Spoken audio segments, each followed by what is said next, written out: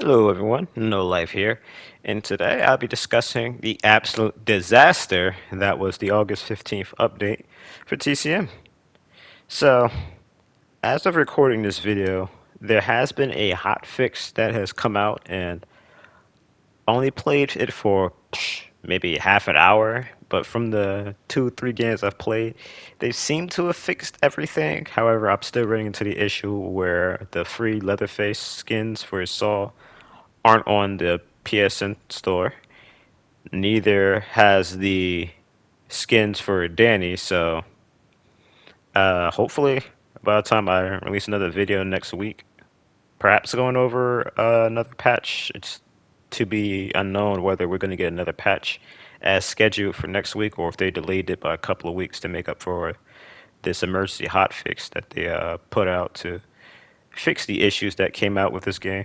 But I'm kind of jumping ahead here, so let's go back in time to August 15th, where this Nightmare update came out. So, for those of you who do not know, this update fixed like literally only a handful of things and added the ability for you to go ahead and play custom games by yourself.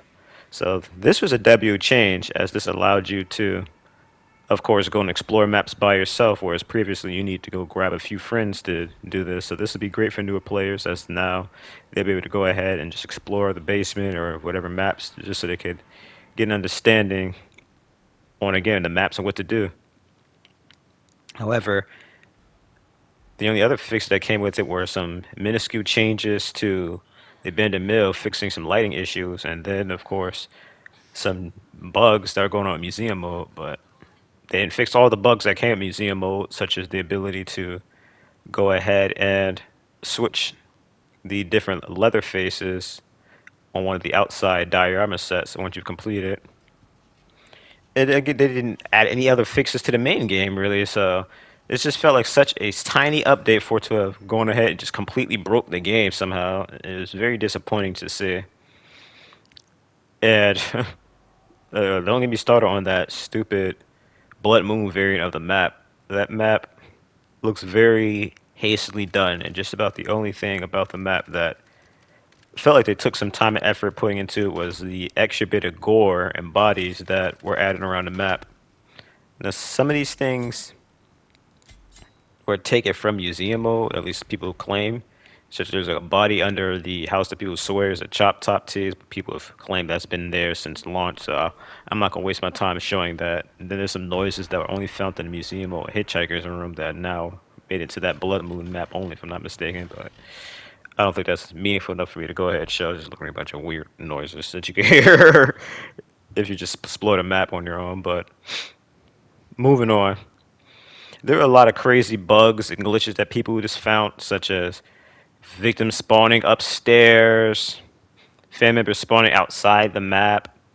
I've heard reports of victims using Leatherface's chainsaw, but ironically, one of the last games I played before they put the hotfix out, I had a game where I was doing a bunch of various animations from the family, getting randomly barged out of nowhere and whatnot. It became very obvious that no, this was just someone hacking. So it's unknown as to whether this is literally just some of the server issues that came with the very amazing update that just completely bugged the game, or if again it was just hackers. So from my experience, the only issues I really constantly encountered were the issues where it took way longer for you to load into a lobby or a game. The issues where, like you'll be able to see in this clip I'm going to be showing off here, you could see that there's some weird leaked animations or something going on here. I'm not sure what this is about with the execution. That image doesn't belong to anyone as far as I can tell. The strange icons and symbols, I don't know if that's a work in progress character that somehow got leaked into the files. The long skin name here, again, I don't know what that's about. Like, just a bunch of weird stuff going on here. You just see some weird stats that are shown on the screen and whatnot. But the biggest issue I found was the fact that it almost treated public games like a custom lobby where you'd be able to switch between either role or character at will. And by actually doing so, you have the ability to switch your sides. I have multiple clips here I'll be showing where I loaded it in as family, or rather, I picked family, and then I was able to switch to victim, and then vice versa. I loaded in as victim, and I was able to switch to family. One of these times here, I was playing with a couple of friends, so I was able to go ahead and swap over to Leatherface, and then I proceeded to go ahead and go play out a match with one of my friends here, and I basically, honestly, just let them escape for free, and just to test to see really if it worked. And of course, as I expected, it worked without a hitch. Even let us load back up into the lobby together after. So again, it was just like ridiculous as how many bugs slipped through the cracks here.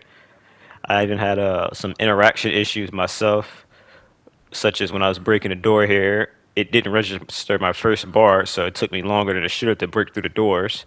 This is even the case with Leland. I should have actually captured the clip of it, but I had to Leland with about 43 shrimp. Leland with about 43 shrimp is basically the equivalent of Johnny barging the door. You only take about 2 hits to knock the door down, and somehow it took me like three, so I knew that was completely bugged. You, of course, have the infamous interaction lock at the toolboxes for victims where sometimes you get stuck interacting with the toolboxes. Some cases you only get stuck there for a few seconds before you get the prompt, and then you can just, grab tools as usual. Sometimes, or rather most times, I should say, you don't get the prompt at all, so you have to wait for a family member to come over and hit you after the animation. And there's also some things that really disappointing to see, such as the generators. Somehow, the sound bug, the generators came back. It just screams a lack of polish.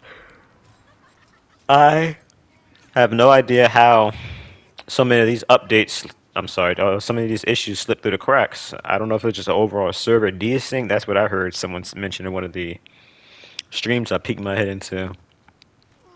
But we're supposed to have a whole group of people dedicated to testing this game, so I don't understand how no one calls this stuff out. 'Cause I refuse to believe all of these issues came as a result of the patch going live, whereas the test build, none of this was present.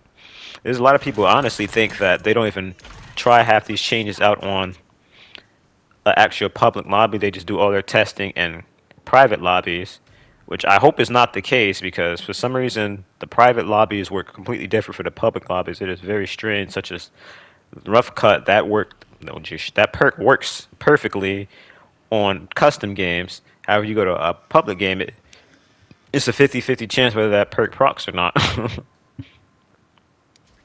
Now, getting back onto the Blood Moon variant of the Family House, as I believe I just about covered all the bugs and issues I encountered with this week of hell for this update. The Blood Moon map just looks like a very lazily done. It's just a red tent around the family house, and then they added some blood and gore around it. I've showed plenty of kind of compare and contrast on all of that, so it indeed is different. This isn't just stuff that somehow no one noticed until now. You're not crazy.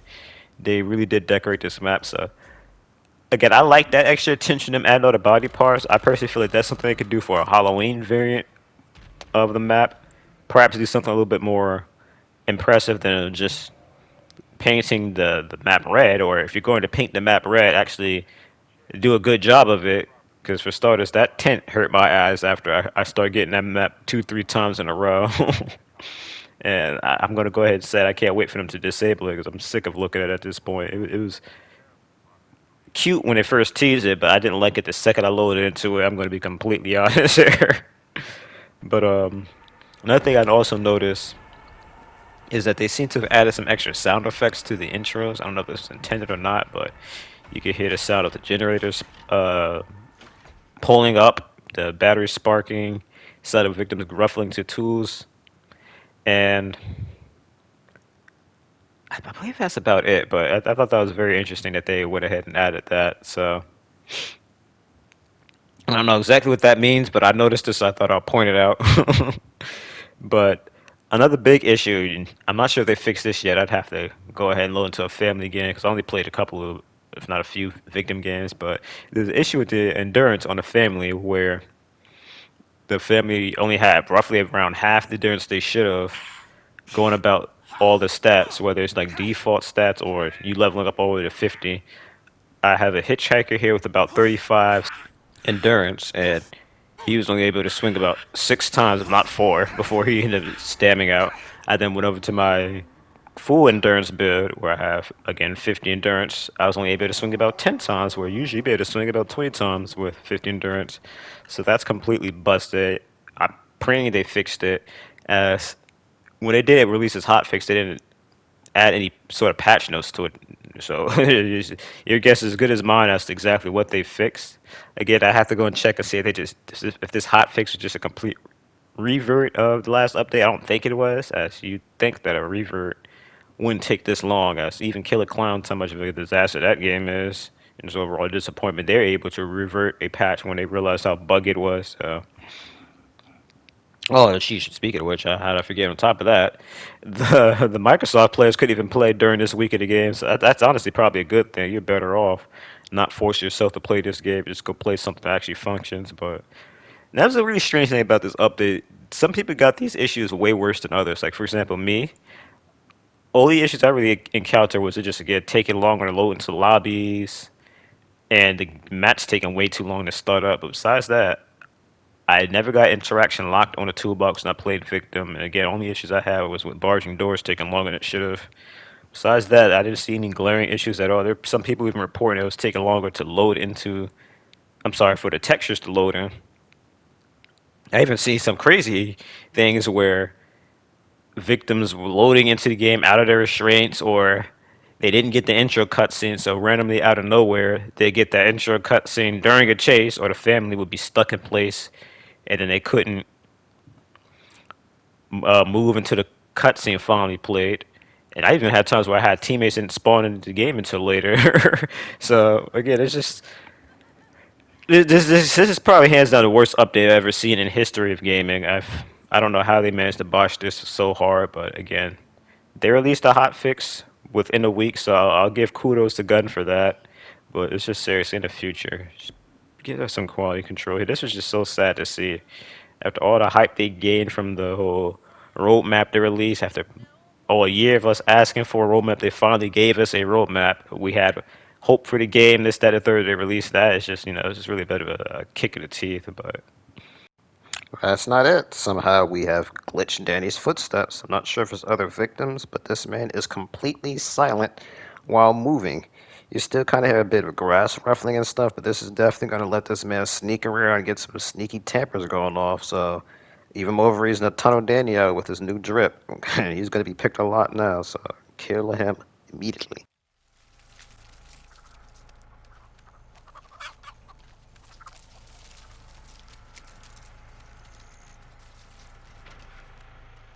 Can you hear him? I don't. Oh, and also you can hear victim's abilities activate. How does that feel?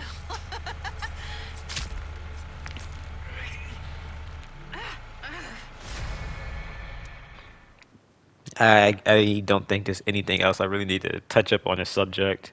So I'm just gonna go ahead and end it right here. So hopefully, whenever I release another video, if not next week with it being patch notes, I'll definitely go ahead and put out the video I've been working on for the family with my whole list of changes I want to see to them, and a few things touch up on nurse and rebalances and whatnot that need to go into victims as well. But that's something I've been working on for quite some time. I've really wanted to release for a very long time, but I held off on it because, to be honest, when they released Hands, I thought the game was a pretty good state, but now everyone's starting to adapt to him.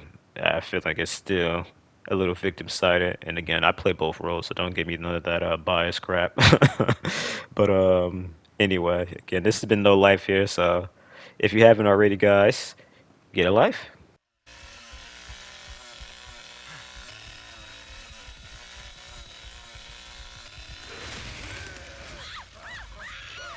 Damn, you quick second, I touched her.